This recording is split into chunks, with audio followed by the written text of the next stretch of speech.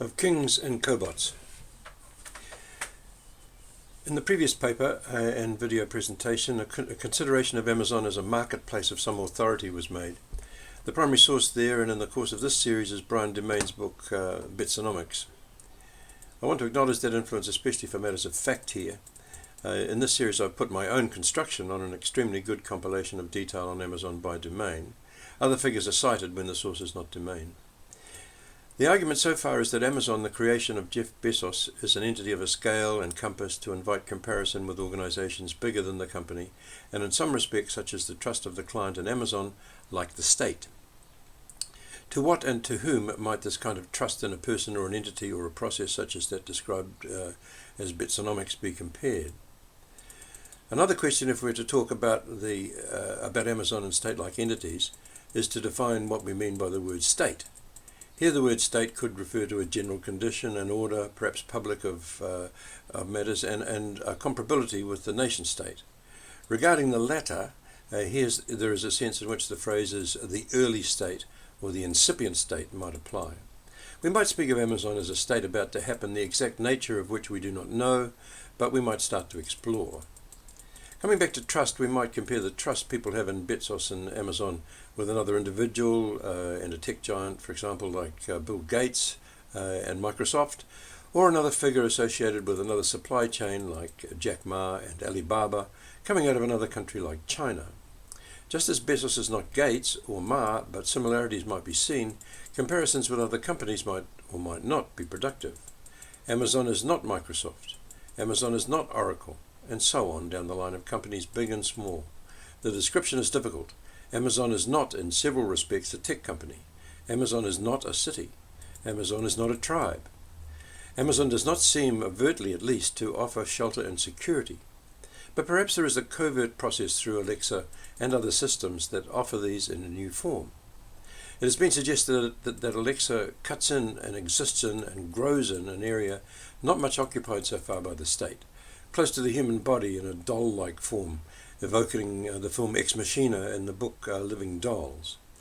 Amazon also seems to be curiously dissented. Is it centralized? Does it exist in a specific place? Neither proposition seems to hold. Like the internet itself, Amazon is not centered, and the questions about, say for example, New York as a center considered below would seem to go with that. This also goes with the idea that Bezos himself is not, at least not necessarily, a king or messiah figure, a point of critical or charismatic focus. The decentering process finds its form in the face of the consumer in a variety of number of points for reference, as Alexa sits in the home, making the home the center or at least the illusion of such. In point of fact, Alexa is in the cloud, in the ether, on the net, and one notion intensifies another. It is not just the authority of the market, but the feel of the home, of the hearth, that grabs the attention of the client, the customer, or perhaps the citizen, and then the feeling, the knowledge that there are supports off stage. Above all, there is the authority of data and the best ways to use data.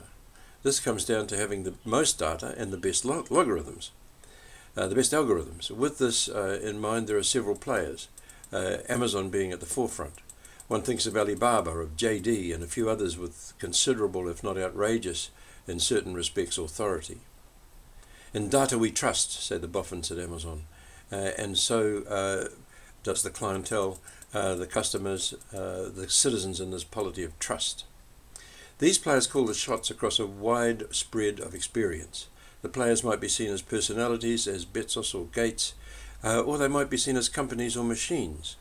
Are we telling the story of technology or of leaders? What is the historiography here? How do algorithms measure time? How in the world of AI is weight given to events across time? How do we tell this story?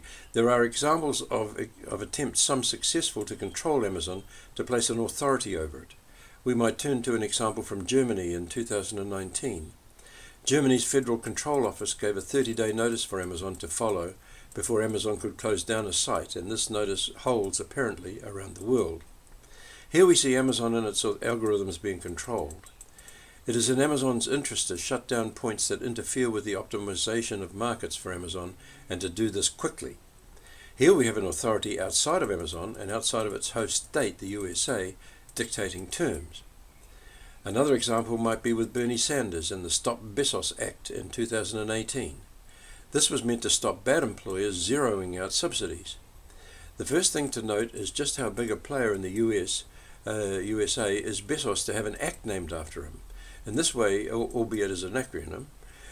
The second and most important substantive matter might be whether Bezos does or does not look after his employees in the USA. And I leave that hanging simply because, as Domain notes, it all gets a little academic, as so many jobs might be taken by robots. The real issue here is automation. Here there is something of a crossroads, perhaps. How long will it be before robotic systems prevail in the fulfillment centres? Now there is talk of people working from home to control robots or drones doing inspection work of the loading and packing processes. If people become redundant in the workplace, will they become a kind of consumer farm supported by a universal basic income to enjoy the fruits of the factory? Below the word cobotic is explored. Consideration of the Stop Bezos Act brings that discussion into view. Yet another example of authority at the nation-state level or between nation-states is that in October 2020, when a Singaporean arbitrator ruled that in India, the partner of Amazon had breached arrangements with its local partner Reliance by getting involved with a local third party in such a way as to breach Amazon's deal with Reliance. While this seems to be a victory for Amazon, this issue points to a conflict between what, for example, Ulrich Beck calls cosmopolitan interests and those of the nation-state. The reason cited by Reliance was to do with the COVID pandemic. Curiously, this might be one of the few cases where Amazon has been, at least to begin with, disadvantaged by the pandemic, the indoor living aspect having heightened home delivery and the use of Alexa and other Amazon features. In the examples above, we might draw a distinction between those centered in the United States, on the one hand, such as the Stop Bezos Act, and the general position, for example, of Lena Khan. In both of these, there's the question of the authority of the home state, so to speak, the United States of America. On the other hand, there are the international examples from India and perhaps Singapore and Germany. We could say that Amazon is in conflict with states in different ways, as its algorithms and use of data operates to maximize the situation for Amazon, no matter where the place or country involved is. On the other hand, we might look at some developments and suggest that Amazon is taking advantage of the resources of this or that nation state. It's noteworthy, perhaps, that as Amazon advances in robotics, it's based one of its research centers in Germany to take advantage, perhaps, of the skill sets on offer there. This raises the question, where should Amazon be based? It does not behove Amazon to be beholden to any given state if the flywheel is to find its best form, a condition without impediments. There's the discussion of New York or elsewhere in various parts of this mini-series as a center for Amazon. Could or should Amazon be based outside of this earthly frame, in cyberspace or in outer space? We might note the plans and beginnings of low-orbiting satellites which might connect internet to all robotic systems through the Kuiper satellite system. These questions are considered as this mini-series goes along.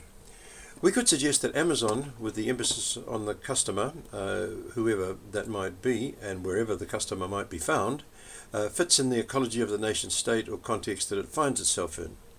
The EU is a different context to the USA, and there is algorithmic adjustment accordingly. This is a little like Saarlands and the high and low island ecologies of the Pacific and the different cultural features in each, including kinship. India is not the USA, even if it is seen through Singaporean or other eyes. It ought to be the same. It is always the question of defining the best entry and exit points and strategies in any and all market contexts with the objective of maximizing Amazon's interests. Sometimes, as with Ulrich Beck's cosmopolitanism, the terrain might be flat, and sometimes in specific nation states there might be specific contours to meet, mix, and match. To come at the question of authority in another way, Bezos seems an unlikely king. This is partly to do with his personality, which sometimes seems more like the guy next door doing technical stuff in his garage than a monarch, but also because sovereigns are usually defined by their realms. In the case of Amazon, the realm is not a country. In fact, the way the algorithms work is to treat any kind of border be it one of price or distance or anything else, as a challenge to be overcome. The algorithmic state works back to what the algorithm can learn and apply rather than to an accountable political, social or spatial authority. Governance over is governance from a point of view, a point of origin, not from a point of extent, simply as governance does, take us where it may in the most effective fashion, effective in terms of the rationality set into and then learned upon by the algorithm at base. Later on I will come back to the proposition that the context of home and market informs or presages a new form of citizenship. Amazon pervades the lives of members and invites talk of a culture, of a world of satisfaction.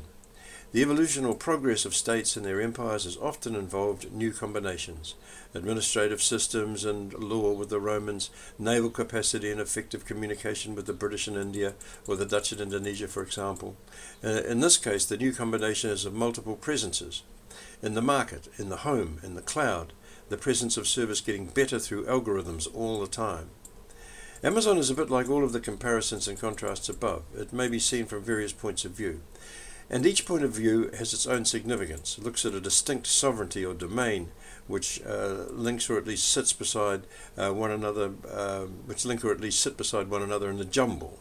It may be that Amazon is at the point where cross-fertilization across diverse areas is occurring.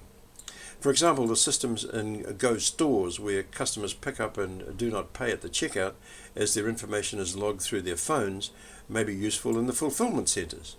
Alexa is now said to be integrated into some 20,000 devices, and as noted elsewhere in this series, is riding a wave of development in voice recognition whereby voice could replace text in many ways. Then there is the waist-high robot that uses Alexa and follows people around in the home, and it is imagined elsewhere fetching and carrying. There is Alexa in the car. There is Alexa in a lapel pin. Rather than a poorly assorted jumble of features, there now seems to be a set of integers in Amazon, a cross-referencing and cross-fertilization that take us back to the idea of the multiplier, this time to a kind of quantum effect. Then there are drones. This is an interesting example as there are openings and closures to consider, at least apparent closures or slowdowns. In the United States, drones in the open sky seem to have met opposition. But over in England and Cambridge there's been a significant development in drone delivery in open space. And now there is the use of drones inside the fulfillment centres, especially those areas staffed by robots to provide aerial views. Such views might be directed by staff working from home. So the drone might not work in open sky in one country, but might do so in another. Might be developed for work in open sky, but find a niche inside, a more comfortable niche. Now perhaps given there's no wind, and one imagines few birds or other things that might interfere with low flights over the stacks in the fulfillment centres. There's also a cross-reference or cross-fertilization. Drones were developed for delivery, but are used for surveillance. The person running a drone or using the information from a drone in their home is also an example of cobotics discussed later, as are the sensors on vests and the wristbands that direct the hands of workers to shelves on stacks. Similarly, there are sensors on Xanthus, a developed robotic transporter that can detect vests on humans. Now it seems to be a matter of attachments to existing vehicles. What add-ons might there be for drive units? One important recent clip-on, inter alia, is the conveyor belt that might be attached to the Pegasus drive unit. And to what else might Alexa be attached? From one point of view, Prime, Amazon is a rewards program operating through a company card, but it offers membership which is extremely far-reaching, and through Alexa, extremely intimate. Combinations through Prime, the main club, are important. Over half of Whole Foods customers are Prime members. Is this the real reason for the purchase of Whole Foods by Amazon? The combined memberships go with complement and extend the cross-fertilization suggested above. There is, after Clifford Geertz, a thickening of things. Is this kind of extensive, multifaceted membership alike to citizenship? You join one club and gain access to another and another to satisfaction without apparent end. In an interview from 2000, Bezos is backing Tony Hsieh's company Zappos. Hsieh has written a book entitled Delivering Happiness. Bezos is talking about inventing your way out of the box, of inventing on behalf of the customer. Is Amazon a happiness club? Amazon acquired Zappos in 2009. The emphasis on happiness and satisfaction evoked the work of Neil Postman in his book Amusing Ourselves to Death, coming out in 1965, regarding television. The sense of immediate gratification that television gives has echoes in the happiness and satisfaction for the customer that Bezos and Shea seek. We might go to Aldous Huxley's Brave New World while we're at this point. Okay, what kind of tax are people prepared to pay for happiness and satisfaction? I'll leave that hanging. When we speak of Amazon in terms of agency, what do we mean? Are we talking about Bezos, about Amazon as a corporate entity, or about the algorithms involved? Who or what are the critical actors? Are things in our lives caused by Bezos, or do we control things with his apparently unlimited help? Or does Amazon simply invite us into a world of algorithms operating across our fields of experience? In this view, the algorithms exist to maximize our happiness, to increase our satisfaction, and they form the critical agency. We might turn to Bezos himself to begin with and ask about agency. One idea is that by virtue of personality and a few key character traits, like perseverance, a long-term view, small group discourse, tight descriptors like the 6-pager or the 2-pizza rule, an emphasis on the customer in terms of quality and high-speed delivery, amongst other things, Bezos has been the key agent. Other factors like data and algorithms are considered elsewhere in this series, but it might be profitable to study what Bezos himself has suggested in various talks. In a talk at the George Bush Center in 2018, Bezos outlines 4 key points. The first is customer obsession, where the customer is always pulling you along, and this is distinct from being competition-focused. The second is eagerness to invent. Next, there is the long-term thinking of 5 to 7 years, and the last is operational standards. Bezos also refers to sufficient scale and speaks of a cultural thread. He also talks of having a deep keel, but a critical point may be long-term thinking working in the future.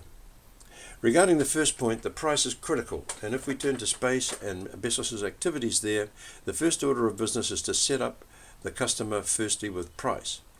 Bezos says in the Bush lecture that he wants to do the heavy lifting, to set up the infrastructure so that 1 trillion people live in space. This is possibly like getting players, sellers, and customers into his market. Once the process described consistently through this mini-series starts, the algorithms are brought to bear to rationalize sellers and to secure the support of buyers. As he says, he's not trying to sell. His purpose is trying to help someone make a purchase decision. The price of admission to space is too high right now, but once past this challenge, the doors will open. In an interview alongside his brother in 2017, Bezos discusses work-life balance and considers that such a distinction is not useful. Rather, he seeks a harmony between work and other things. He speaks of adventure and fellowship with an emphasis on the shared challenge, the shared experience. He also talks about an emphasis on the long term and refers to the 10,000-year clock. Bezos also offers a perspective on Earth and its issues with his vision of long-term human expansion into space, this being a way forward, a way to save humanity and the planet. Across these features, Bezos has the patience of Job. In almost every case, every workaday example, and every grand plan, Bezos plans to wait. It may be that partly he riffs off the American weakness for immediate gratification by playing against that and against the tendencies of the market to aim for immediate relief, and comprehension, all the while looking at the faults of those around him in the market. He waits them out. At the same time, he uses his work concepts discussed below, to stay in the present with his guiding principle that it is always day one. It is a paradox or a parable of time to think in the long term and stay in the present. With space, the latest venture, we find a way to connect to the beginning, the earliest venture, with books. It's all about price in the long, sometimes very long term. Bezos, in the interview with his brother, argues that the main obstacle in space travel is price, because a rocket might only be used once. The problem to be solved is how to use the same part of, or the same rockets to launch into space. With space exploration and long-term space settlement, Bezos has a handle on what to do, and now he searches long, hard, and clearly on how to find reusable utilities. And it's like what he did with books, to send them to the customer quickly and efficiently at the right price. He kept the price lower than others would have for a long time, until he ran a significant corner of the market. If the starting end of space travel is subsidized, this may be offset somehow in the longer term. It's not just a matter of driving down the startup costs.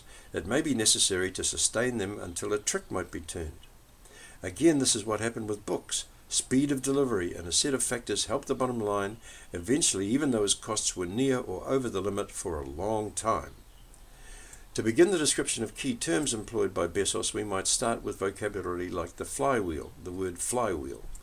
We might go back to the work of Jim Morris, who influenced Bezos in no small way, and just as we might need to clarify the words algorithm and flywheel, we might also define the word hub. We might go to ideas of specific vocabulary, to Pocock's political languages, to a set of words that operate as keys to a culture. So much of the thinking about hubs is in terms of physical space. The city has loomed large in that thinking because of the use of road and sea transport to connect with and through cities. This has come to mean that we think of cities both as places for hubs and as hubs themselves. What are hubs in the day of drones and the internet? What are hubs in the day of increased use of airspace and cyberspace? Who is using what hubs, when, why? To come back to the idea of the flywheel, the hub is simply a point on the continuum with better and faster packing and delivery in mind. Coming back to the idea of the city, there's the sense that the city offered a concentration and an integration of hubs, information hubs, entertainment hubs, distribution, and other hubs. Amazon offers a discombobulation of that. The information and entertainment hubs might be in cyberspace on the net. The distribution hubs might be in rural locations, serviced perhaps by drones that did not go through or over cities. This might take us to an ex-city situation. We might need to go back to the development of the industrialized city and talk of the early state of the Incas or the Egyptians, to a pre-city situation, if you like, and look to a post-city situation, which might so far only be found in fiction, like Rob Hart's The Warehouse, coming out in 2019. So far, the fulfillment centers have been outside cities, and this might seem to cohere with Hart's vision. However, we could look at the beehive idea that Amazon is developing, which involves the use of high-rise building, presumably in the cities, so that the bottom floors might be shops, but the higher floors are ports for drones as well as fulfillment centers. Then again, we might envisage simply adding floors to the existing hubs in rural areas. Drones doing the upper floors going to the upper floors do not need arterial road or sea links such as might be found in a city situation. Cities usually require urban dwelling workers. If, for example, a car is assembled, packed or shipped by robots with support coming from people working from home at any distance from the assembly point, then the requirements of both the cities and the workers change. If the robots require less and less inputs from humans as time goes by, then we may be looking at universal basic income and what I call consumer farms, as discussed later. What might such communities look like? Staying with drones, we come, of all things, to power poles. We might see the power poles being used as recharging stations for drones, and also as places that drones could unload packages on a chute that drops to the ground, where a scout might carry on the delivery to the door of the customer, where a robot could open the door and carry the item inside. Delivery from factory to gate, porch, kitchen, or even the refrigerator is not being done first by road and then by hand, and a village of cluster of houses with nearby poles, or even given a pandemic, isolated houses with their poles seems to be the idea here. Looking at the flywheel from another point of view, we might start at the other end, at the satisfaction experienced by the consumer, and say that the flywheel works, as do the hubs and the algorithms, in terms of the emphasis placed by Bezos on the immediate, on immediate satisfaction with the concept of day one. Or we might start with the algorithms themselves, which are set to maximize delivery in time and space, just as they are set to optimize movement in the warehouse. We could start with tech, thinking about the radio frequency vests. We could think about the limits of technology, such as the difficulty robots have with deep bin picking, and then proceed to think about the way this might alter processes, as with an example, not from Amazon, but from JD.com in Shanghai, China, where only standard size packages are employed in an area of some size, which has only 4 workers. These are cobots. My comment would be that algorithms make cobots of us all. We could go to the film Ex Machina, coming out in 2014, for a reflection on the word cobot, just as we might go to Gabby Wood's book Living Dolls and ask about control. As Domain notes, people even say thank you to a robot. The argument so far is that Amazon defies description in many ways. We may find a handle in the terms such as flywheel and day one. We may find a handle in AI or algorithm, although there is little in our literature and experience for us to grab onto. We may find words that suddenly seem to have new meanings or angles, such as cobot. Amazon is a mercantile entity and invites comparison with other mercantile entities. Amazon is now displacing Google for shopping searches. Is it something like a mercantile city-state like Venice in its day? As an entertainment hub, might we think of Amazon in terms of Macau or Monte Carlo? But of course, Amazon is not a city, and nor is it a city-state. It is a template, a place to stake a claim for a market share. It is, if we take the closest point, Alexa, a voice to inform and an ear to. Earlier empires have run on things like numeracy or literacy or good record keeping or bureaucratic systems. People would say if something doesn't work, it doesn't add up. This empire runs on instant or near instant gratification. There are a number of things that Bezos initially did with Amazon that the outfit now does by itself, that all seem to lead towards algorithms, and they are worth looking at one by one in terms of how they satisfy the customer. Amazon, through its flywheel, has used several multipliers, and it's important to consider what Bezos and Amazon have walked into, what multipliers they've found rather than directly created. Voice, for example. McWhorter, cited by Domain, is arguing that voice recognition might be a revolutionary tool so that people no longer use keyboards or type. Alexa came along at the moment when this voice recognition revolution, if such it is, started to happen. Bezos and Amazon have found themselves in a space where things happen for them. They are in the zone to be multiplied. Then there are, as it were, negative multipliers, multipliers of unemployment, for example. While there is a scale of workers involved, with many more workers at Amazon than in Alphabet, let's say, a great many may be put out of work or made increasingly cobotic. With the Internet of Things, there is self-driving cars.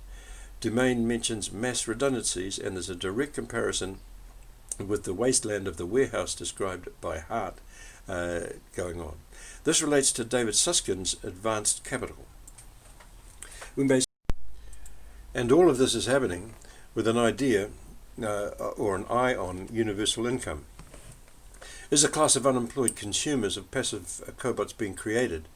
If so, what are the economics of this? Domain walks around the idea of universal basic income, but does not project into the future. The example of JD in Shanghai, China, with a large factory and only 4 workers might be portentous. The collapsing of a need for a human workforce seems to have happened there, as mentioned above, with only a few adjustments, such as standard-sized bins making deep bin picking possible.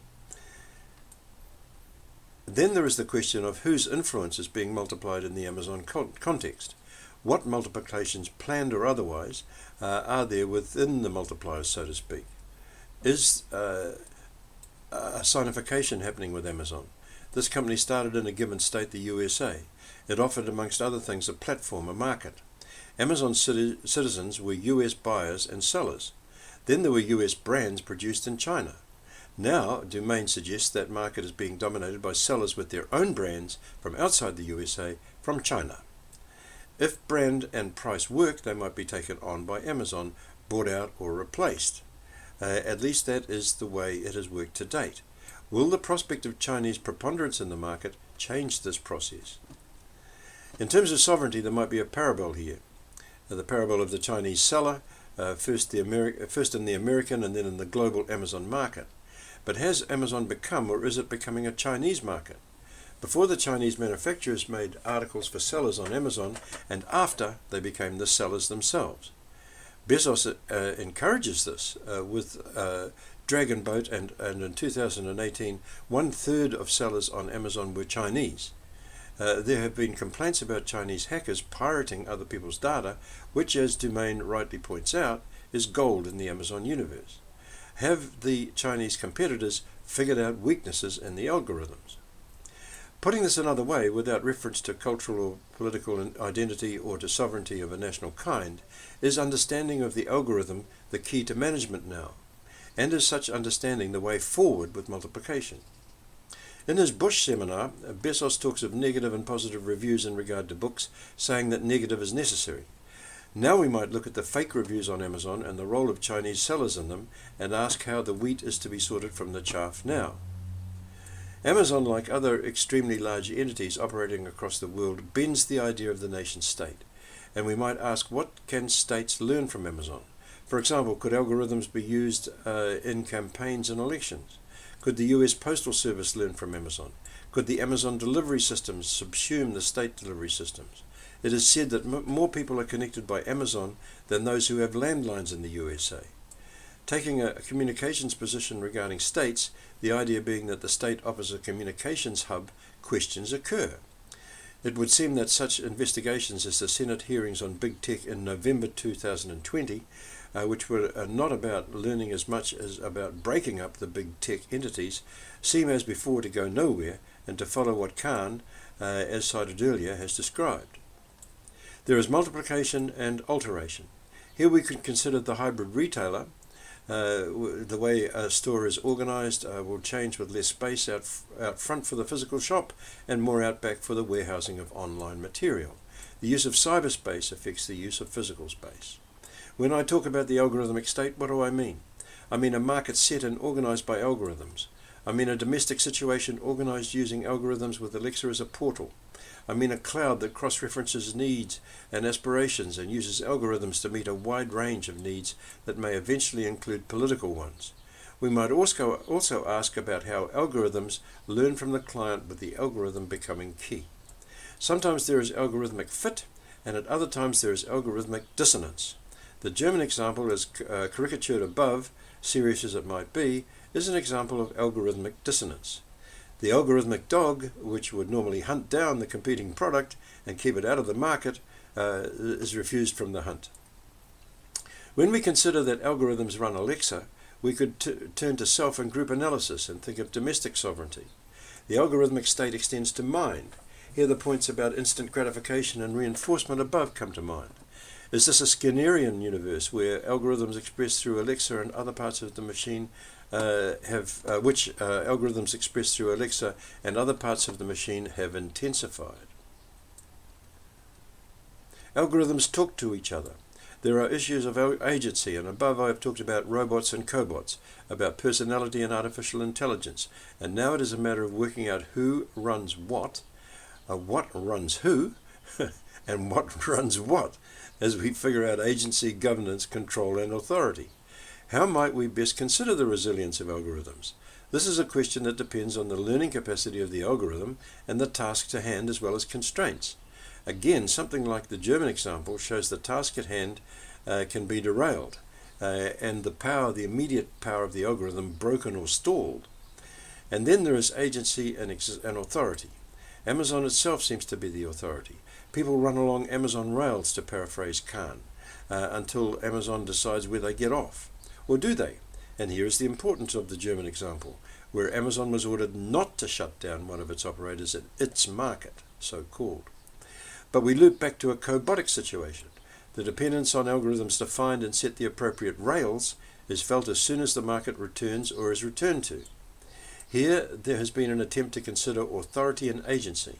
So far it has not yielded a comparability, at least not directly, to Li Min's ritual authority and kingship in early China, but there are echoes perhaps to the idea of shared memory, of social memory of processes long and short term that might allow a shape of things to come. That shape may not be a classical civilization as suggested to be the case in China, but it may be a shape of authority and agency, a shape, a formation, shadowy as it might be, of a state.